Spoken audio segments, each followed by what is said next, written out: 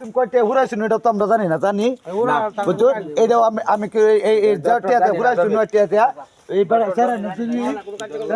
কষ্ট লাগে আর যদি বাচ্চু বাটন জিজ্ঞাসা হইলো আমার বাচ্চু বাটন জিজ্ঞাসা করানো লাগবো কেলেকা বাড়ির তার যদি বাচ্চু ভাই রায় আমি টেয়া তেলবাম তেলে টেয়া তেলবো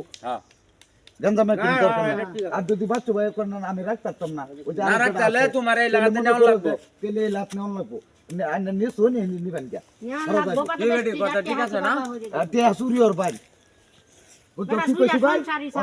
বাচ্চু ভাই লাগা আমার জিজ্ঞাসা করন লাগো তার লাগা আমি জিজ্ঞাসা করতে আইনা রাখতার ভাই কোন না বাচ্চু ভাইটা আমার জিজ্ঞাসা করন লাগবে হ্যাঁ জিজ্ঞাসা করো না ঠিক আছে যেটা আপনি তারা ভুলে আনলে আছে বসে দিতে কিন্তু ও যদি রাখতারে তেলে রাখলে মনে করেন যে বেটা তেয়া তেল বই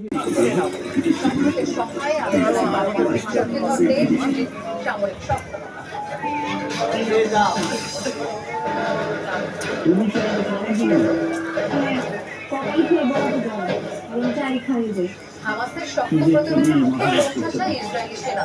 45 সেকেন্ডের ভিডিও ভাইরাল প্রশ্নবিদ্ধ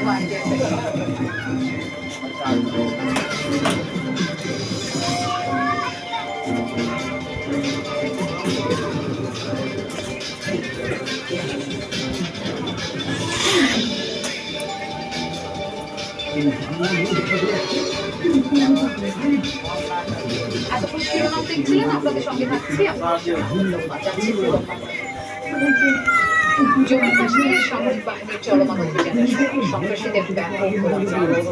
এ ঘটনায় ভারতীয় সেনাবাহিনীর এক সদস্য নিহত হয়েছে বৃহস্পতিবার রাজ্যের উধামপুর এলাকায় এই ঘটনা ঘটে মঙ্গলবার পেহেলগামে সন্ত্রাসী হামলার পর গোলাগুলিতে সেনা সদস্য নিহতের ঘটনা এটাই ভারতীয় বিভিন্ন গণমাধ্যম জানায় চলমান অভিযানের অংশ হিসেবে এই এলাকায় তল্লাশি অভিযান চালাচ্ছে সামরিক বাহিনী এ সময় সেখানে থাকা সশস্ত্র গোষ্ঠীর সদস্যদের সাথে গোলাগুলি হয় এদিকে ভারত নিয়ন্ত্রিত কাশ্মীরে পর্যটকদের উপর হামলার ঘটনায় এখনো আটক করা হয়নি চার সন্ত্রাসীকে শনাক্ত করেছে গোয়েন্দা সংস্থাগুলো চারজনের ছবি ও নাম প্রকাশ করা হয়েছে তারা হলেন আদিল আসিফ ফৌজি সুলেমান শাহ এবং আবু জম্মু কাশ্মীরে পর্যটকদের হামলা ঘিরে ব্যাপক উত্তেজনা তৈরি হয়েছে